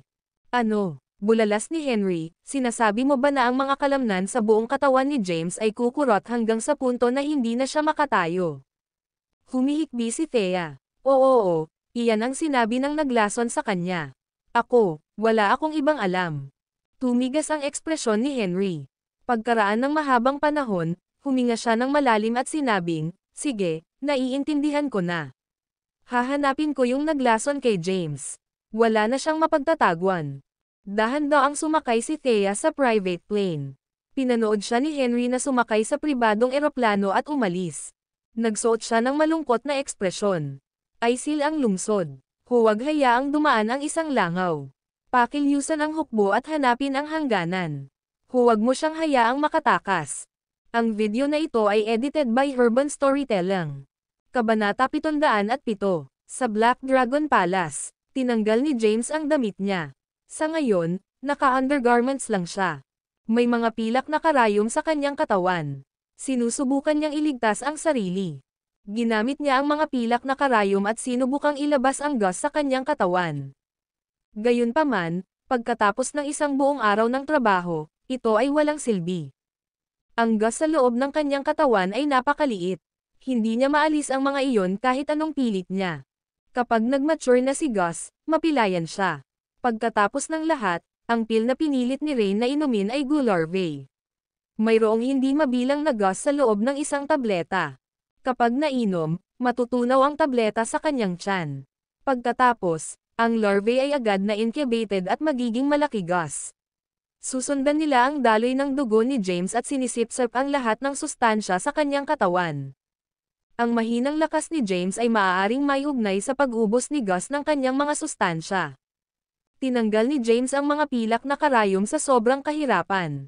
Pagkatapos, umupo siya sa sofa at nag-isip. Nakakahiya na wala siyang alam tungkol kay Gus. Kung hindi ito dapat maging napakahirap na alisin ang lason. Kasabay nito, tinatakan ni Henry ang Southern Plains City at ang 140 lungsod na kamakailan lamang ay isinama sa SOL. Walang pinayagang umalis. Umikot sa kalangitan ang mga combat aircraft. Ang mga nakabaluti na kotse at tangke ay nasa mga kalsada. Binantayan ng mga lalaking kumpleto ang sandata ang mga choke point ng lahat ng mga CP. Anong nangyayari? Nakikilos na ba ang hukbo ng Black Dragon? Makikipaglaban ba tayo ng isa pang digmaan? Sana hindi. Kamakailan lang ay na-annex kami sa SOL. I'm planning to work hard and earn money to marry my girlfriend. Kung sumiklab ang digmaan, magiging miserable ang buhay natin. Nang makita ang pagbuo ng hukbo, ang mga sibilyan ng 140 lungsod ay miserable. Matapos mabuklad ang buong rehiyon, personal na pinamunuan ni Henry ang hukbo at nagsagawa ng blanket search malapit sa Mount Thunder Pass. Dahil ang insidente ay nangyari kamakailan, ang kaaway ay hindi dapat lumayo. Dapat ay nasa paligid pa rin sila ng lugar. Lumipas ang isang araw. Matapos maghanap ng isang buong araw, nakuha lamang ng hukbo ng Black Dragon ang ilan sa mga nasasakupan ni Rain. Gayunpaman, hindi nakita si Rain. Para siyang nawala ng walang bakas. 9:00 ng gabi, nagmamadaling tinungol ni Henry ang Black Dragon Palace. Sir, parang nawala si Rain ng walang bakas. Kahit na tinatakan namin ang buong rehiyon at nagsagawa ng blanket search, wala kaming nakitang bakas sa kanya. Iilan lamang sa kanyang mga nasasakupan ang nahuli. Matapos tanungin sila, napagtanto namin na hindi rin nila alam ang kanyang kasalukuyang kinaroroonan. Nakasimangot si James na nakaupo sa sofa. Sa sandaling iyon, maririnig ang nagmamadaling yabag. Nakasuot ng nag-aalalang ekspresyon, mabilis na tumawid si Levi. May nangyaring masama, sir. Sinulyapan siya ni James at nagtanong, anong ibig mong sabihin? Bakit parang balisa ka? Puno ng pawis ang noo ni Levi. Nagpupunas ng pawis, Levi. 2/3. Nagmamadaling sinabi, Sir, why ikaw ay naiulat na? Nangunot ang noo ni James. Naguguluhan, nagtanong si Henry, iniulat. Oo, nagpatuloy si Levi, nasa internet na ito ngayon. Ano ang nangyayari? Tanong ni James. Paliwanag ni Levi, kaninang tanghali, may nagulat na nalustay mo ang pera para pagyamanin ang iyong sarili habang ikaw pa ang Black Dragon. Sa liham ng akusasyon na ito, malinaw na naitala ang bawat sentimo na iyong natanggap. Kabilang dito ang insidente kung saan bumalik ang Black Shadow General sa Southern Plains at humingi ng daan-daang bilyon mula sa mayayaman at ang katotohanang inabuso mo ang iyong kapangyarihan bilang Dragon General para sa pilitang kunin ang transgenerational New City sa Kensington. Pawis na pawis si Levi. Sa una, ang liham ng akusasyon na ito ay direktang ipinadala sa Komite ng Pagdidisiplina. Gayunpaman, ito ay na-dismiss, at ang nilalaman ay hindi isiniwalat.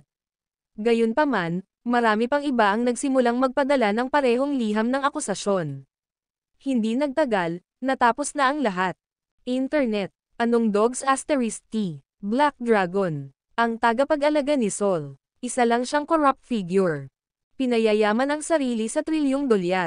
Ang video na ito ay edited by Urban Storytelling. Kabanata 708. Hindi lang iyon, lumalabas na noong nakaraang insidente sa Mount Thunder Pass, ang 20 bansang alyansa ay nagbayad ng mga reparasyon sa digmaan na nagkakahalaga ng $9 trilyon. Gayunpaman, ang National Treasury ay nakatanggap lamang ng $1 trilyon. Ang natitira ay pumasok sa mga bulsa ng Black Dragon. Ang internet ay nagkakagulo. Nang marinig iyon, naging malungkot ang ekspresyon ni James. Mabilis na inilabas ni Henry ang kanyang telepono at hinanap ang mga keyword na Black Dragon. Isang browser. Gaya ng inaasahan, nasa headline sila ng halos lahat ng pahayagan. Maraming nakakagulat na revelasyon. Maraming public figure sa Twitter ang nagre-retweet sa insidente ng akusasyon ni James. Sulat. Sa sulat, Malinaw na nakatala ang bawat sentimo ni James, bawat kilos na ginawa niya, at bawat taong pinatay niya. Nang makita ito, nagdilim ang mukha ni Henry. Sinabi niya, ito ay lubhang di ka nais-nais sa iyo, Ginoo. Kahit na pinahahalagahan ka ng mga nakatataas, haantong ito sa kawalang kasiyahan ng publiko kapag ang nilalaman ng liham, kumakalat. Para patahimikin ang publiko, tiyak na gagawin kang scapegoat ng mga nakatataas. Huminga ng malalim si James. Alam niyang may pumupuntirya sa kanya. Ang emperador ay nasa likod ng mga eksena sa lahat ng ito, mula sa matinding labanan, laban sa 28 nation martial art gurus sa kasalukuyang pangyayari. Kahit nalumpo na si James, walang plano ang emperador na payagan siya. Off the hook, walang pakialam si James sa pera. Sa kanyang posisyon, hindi maiiwasan na maraming mag-alok sa kanya ng mga regalo. Hindi niya kayang tanggihan silang lahat, hanggat ang mga nakatataas ay pumikit sa kanyang mga aksyon. Magiging maayos ang lahat, gayunpaman, sa isang lugar sa daan, tumawid siya sa linya. Dapat na alam ng mga nakatataas ang tungkol sa kanyang pag-alit na pagkuha sa transgenerational New City at ang kanyang maling paggamit sa mga reparasyon sa digmaan. Ngayon na ito ay isiniwalat, ang mga nakatataas ay hindi uupo nang walang ginagawa. Pinunasan ang pawis sa kanyang noo, tinanong ni Levi, ano ang dapat nating gawin ngayon? Ang liham ng akusasyon ay puno ng mga argumentong may basehan. Kapag nagutos ang mga nakatataas na magsagawa ng pagsisiyasat sa usapin, ang paghahanap ng konkretong ebidensya ay isang bagay na lamang ng oras. Pagkatapos ng maling paggamit ng napakaraming pondo, baka matanggap pa natin ang kamatayan, parusa. Sir, napatingin si Henry kay James na malalim ang iniisip. Kinawayan ni James ang kanyang kamay at sinabing, "You're dismissed for now. Iwan mo na ako." Naiintindihan. Tumango ang dalawa at umalis. Samando si James sa sofa. Sa kanyang 10 taon sa militar, umakyat siya sa mga ranggo mula sa isang karaniwang paa, sundalo sa Dragon King.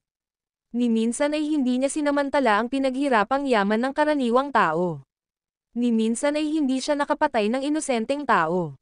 Pinapatay lang niya ang mga taong nakatakas sa hustisya. Kung tutuusin, nasa kanya ang blade of justice. May karapatan siyang gawin iyon. Gayunpaman, ang maling paggamit ng mga pondo ay isang lubhang kontrobersyal na isyu sa si Sol. Ang sinumang sangkot sa misdemeanor na ito ay mahigpit na pagagalitan. Inilabas ni James ang kanyang telepono at saglit na binasa ang balita. Magdamag, ang bayani ng So ay naging isang pariah.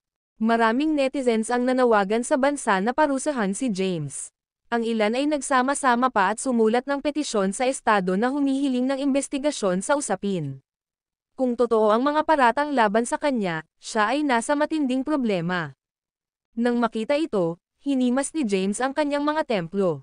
Gaano kahirap, bago niya mahawakan ang gas sa kanyang katawan, nagkaroon ng ganitong kahihinatnan. Naganap, ngayong kumalat na ang balita na parang apoy, tiyak na siya ay gagawing scapegoat ng mga nakatataas upang pawiin ang galit ng publiko. Itinuturing niyang maswerte siya kung siya ay nabawasan lamang.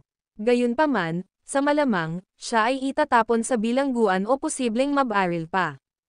Iyon ay dahil hindi kailanman sasalungat si Sol sa kagustuhan ng mga tao nito para lamang sa kanya. Kung tutuusin, ang boses ng mga tao ang naging pundasyon ni Sol. Ang video na ito ay edited by Urban Storytelling. Kabanata 709. Ang gabing ito ay magiging isang walang tulog na gabi para kay James. Si James, ang Commander-in-Chief ng Southern Plains at isa sa 5 Commander-in-Chief ng Sol, ay isang tao na nakatayo sa tuktok ng kapangyarihan. Pyramid. Hindi lamang siya ang tagapag-alaga ni Sol, ngunit siya rin ay isang pambansang bayani. Kagagaling lang niya sa Southern Plains City mula sa kaaway ng walang pagdanak ng dugo. Ang mga mamamayan ng Sol ay pinaulanan siya ng papuri. Gayunpaman, sa isang solong liham ng akusasyon, agad siyang naging isang pariah. Nagkagulo ang internet. Inilarawan si James bilang ang kanser ng bansa, siya ay labis na sinaway. Bumaba sa Black Dragon, sa Heavenly Palace of the Capital. Ito ang tirahan ng Hari ng Sol, ang kataas-taasang komandante ng bansa. Sa looban ng tirahan, nakasuot ng kulay abong suit ang Supreme Commander. Kahit na nasa 50 taong gulang siya at medyo chubby, siya ay masigla. Naglabas siya ng kakaibang aura. Sa sandaling ito, nakaupo siya sa isang gazebo at humihigop ng kanyang tsaa.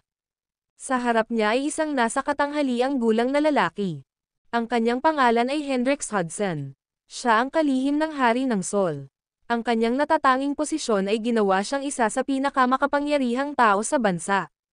Hendrix, ano sa tingin mo dito? Saglit na natigilan si Hendrix. Pagkatapos, tinanong niya, ano ang ibig mong sabihin, maaari ko bang itanong? Sumulyap kay Hendrix, humigop ng tsaa ang Hari ng Sol. Alam mo ang sinasabi ko. Tungkol sa, Sir, ang ibig mo bang sabihin ay ang mga paratang kay James Cayden, ang Dragon King? Ang balita ay kumalat na parang apoy sa internet. Huli na para ay censor ito ngayon. Ano sa tingin mo? Tiningnan ng Supreme Commander. Kung ganoon, Hendrix, gayunpaman, sa sandaling iyon, nagmamadaling lumapit sa kanila ang isang lalaki. Nakasuot ng itim na suit, mukha siyang masigla. Gayunpaman, suot niya ang isang nag-aalalang ekspresyon. Lumapit siya sa kanila at nagmamadaling sinabi, may nangyaring masama, sir. Ang Dragon King ay naiulat. Ang Procuratorate ay puno na ngayon ng hindi kilalang mga liham ng akusasyon laban sa kanya. Hindi lang iyon, libu-libong mga sibilyan ng Solin ang humihiling na imbestigahan natin ang bagay na ito. Kung totoo ang mga paratang, gusto nilang maparusahan ng husto ang Dragon King. Ito ay ang emperador. Paano nangyari ito? Kamakailan lamang ay ginawa siyang Dragon King. Hindi ko inaasahan na aabuso niya ang kanyang kapangyarihan at gagawa ng napakaraming krimen habang siya ang Dragon General. Ang katapangan niya, bulalas ng emperador. Humigop ng tsaa ang Hari ng Sol. Wala sa lahat ng emosyon sa kanyang mukha, mahirap malaman kung ano ang iniisip niya. Kung ganoon, ano sa tingin mo ang dapat nating gawin? Tumingin ang Hari ng Sol sa emperador at mahinahong sinabi. Sumagot ang emperador, hindi natin maaaring hayaang dumausdas ito. Ang mga krimen ni James ay nagdulot na ng kawalang kasiyahan sa publiko. Kung hindi tayo kikilos ng desidido, hindi masisiyahan ang mga tao. Kung susundin ng lahat ang yapak ng Dragon King, magugulo si Sol. Mahinahong sinabi ng Hari ng Sol, kung ganoon, ipauubaya ko sa iyo ang investigasyon. Bumuo ng isang espesyal na task force kasama mo bilang kapitan. Bibigyan ka ng espesyal na awtoridad para imbestigahan ang usapin. Walang sino man ang pinapayagang makialam sa iyong pagsisiyasat. Siyempre, bilang Commander-in-Chief ng Red Flame Army, sa palagay ko ay wala nang maglalakas loob na makialam sa simula pa lang. Huwag kang mag-alala, iimbestigahan ko ng maigi ang usapin. Dadalhin ko kaagad ang mga tauhan ko sa Kensington para mag-imbestiga at mangolekta ng ebidensya. Magsisimula tayo sa Transgenerational Group. Kung si James talaga ang behind the scenes na may-ari ng korporasyon, agad ko itong itatatak. Walang makakatakas na mga kaugnay na tauhan. Matapos magbigay ng katiyakan, tumalikod ang emperador para umalis. Nang umalis siya, nagtanong si Hendrix, nagsasagawa ba tayo ng investigasyon sa Dragon King? Mahinahong sinabi ng Hari ng Sol, ang inosente ay walang dapat ikatakot. Kung totoo ang mga paratang laban sa kanya, agad siyang arestuhin at papatayin. Kung siya ay na-frame, ito ang magiging perpektong pagkakataon upang linisin ang kanyang mabuting pangalan. Ang bait mo, Ginoo. Bahagyang kumaway ang Hari ng Sol. Na-dismiss ka. Magdaos ng press conference ngayong gabi at ipahayag na nagtayo kami ng isang espesyal na task force para imbestigahan ang bagay na ito. Magbigay muna tayo ng paliwanag sa mga tao. Titingnan ko kaagad. Tumalikod na si Hendrix para umalis. Phew! Huminga ng malalim ang Hari ng Sol. 30 taon na ang nakalilipas, ang pagkamatay ng nakaraang Black Dragon ay nagdulot ng reshuffling ng mga cards sa dynamics ng Royal Court ni Sol. Siya ay ginawang Hari ng Sol 30 taon na ang nakalilipas at nanatili sa kanyang posisyon hanggang ngayon. Ngayon, ang parehong problema ay lumitaw. Kung hindi niya kakayanin ng maayos ang sitwasyon, ito na ang katapusan niya. Ang video na ito ay edited by Herban Storytelling. Kabanata 710, Dumilam. Tawag niya. Isang lalaking nakasuot ng itim na damit ang lumitaw at lumuhad sa harap ng Hari ng Sol. Sir, pumunta ka agad sa Southern Plains. Sabihin mo kay James. Tumayo ang hari ng Sol at may ibinulong sa tenga ng lalaki. Naiintindihan. Bumangon si Gloom at mabilis na umalis. Kasabay nito, sa General Assembly Hall ng Capital. Nandoon ang lahat ng reporters ng Capital. Sa mga upuan sa harap ay ang mga big shot ng Capital, na kinabibilangan ni Hendrix Hudson, ang kalihim general, si Leroy Tucker, ang punong tagapagpaganap, at ang emperador, ang pinunong komandante ng hukbong pula ng apoy. Pangkalahatang kalihim Hudson, maaari ko bang tanungin kung ano ang balak gawin ng mga nakatataas tungkol sa mga paratang laban sa Black Dragon? Tanong ng isang reporter, nakaharap sa hindi mabilang na mga kamera, inihayag ni Hendrix, hinding-hindi namin kukonsintihin ang ganitong krimen. Ang katiwalian ay ipinagbawal sa Sol sa loob ng libu-libong taon. Maraming dinastiya ang bumagsak dahil sa kanilang mga tiwaling politiko. Kaya naman mahigpit nating parurusahan ang lahat ng mga corrupt na tao. Kung ganoon, maaari ko bang tanungin kung paano haharapin si James? Sinabi ni Hendrix ng may kumpiyansa, nagtatag kami ng isang espesyal na form ng gawain na pinamumunuan ng Emperor, ang Commander-in-Chief ng Red Flame Army upang imbestigahan ang bagay na ito. Kung magiging totoo ang mga paratang, ang Black Dragon ay kakasuhan sa korte. Lahat ng mga Solin ay binibigyang pansin ang pangyayaring ito. Pagkatapos ng press conference, marami ang natuwa. Gayunpaman, ang ilan ay nag-aalala na may sakit. Sa isang villa sa Kensington, isang babaeng nakapijama ang nakaupo sa sofa at nanunood ng balita sa kanyang laptop. Si Quincy iyon. Pinagtutuunan niya ng pansin ang pag-unlad ng insidente matapos malaman na may nangyari kay James noong hapon. Matapos mapanood ang press conference, naging malungkot ang kanyang ekspresyon. She murmured, "Anong nangyayari? Saan nagmula ang lahat ng mga paratang na ito?" Kinuha niya ang phone niya at tinawagan si James. Gayunpaman, walang sumasagot sa tawag. Nag-aalala siya. At the same time, balisa rin si Scarlett. Bilang nominal na tagapangulo ng Transgenerational Group, ang pasukan sa gusali ay napuno ng mga mamamahayag matapos ibunyag na ang kumpanya ay pag-aari ni James. Maraming tao ang lumitaw sa labas ng kumpanya at binato ito ng mga bulok na itlog. Sinubukan niyang tawagan si James para humingi ng karagdagang tagubilin. Gayunpaman, hindi natuloy ang tawag. Nag-aalala rin si Thea. Pagkatapos bumalik sa Kensington, kumalat ang balita ng misdemeanor ni James.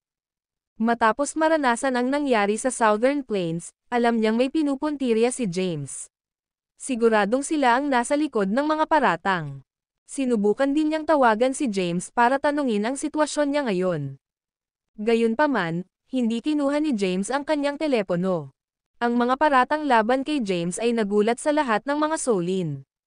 Samantala, si James ay nasa Black Dragon Palace sa Southern Plains.